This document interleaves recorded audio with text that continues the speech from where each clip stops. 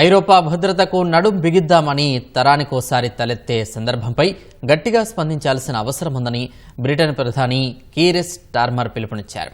ఉక్రెయిన్కు మంచి జరిగే ఒప్పందం ద్వారానే ప్రతి దేశం భద్రత ఆధారపడి ఉందని, ఇతరులకు ఇదే ముఖ్యమని స్పష్టం చేశారు. ఉక్రెయిన్ రష్యా యుద్ధం ముగింపుపై చర్చించేందుకు ఆదివారం లండన్లో జరిగిన ఐరోపా దేశాధినేతల సమావేశంలో ఆయన మాట్లాడారు.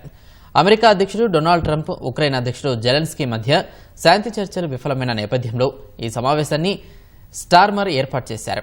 ఈ భేటీకి ఫ్రాన్స్ అధ్యక్షుడు ఎమాన్యుయల్ మేక్రాన్తో పాటు Germany, Denmark, Italy, Netherlands, Norway, Poland, Spain, Canada, Finland, Sweden, the చెక్ రిపబ్లిక్, రొమేనియా తదితర దేశాల అధినేతలు హాజరయ్యారు. ఈ సందర్భంగా ఉక్రెయిన్కు $3.1 బిలియన్ విలువైన రుణ ఒప్పందంపై కీవ్, బ్రిటన్ సంతకాలు చేశాయి. స్టార్మర్తో ఉక్రెయిన్తో పాటు ఐరోపా మొత్తం ఎదుర్కొంటున్న సవాళ్లు చర్చించినట్లు జెలెన్స్కీ చెప్పారు. ఉక్రెయిన్ బలోపేతం సహా యుద్ధాన్ని ముగించేందుకు తీసుకోవాల్సిన చర్యలు చర్చకు వచ్చినట్లు వెల్లడించారు.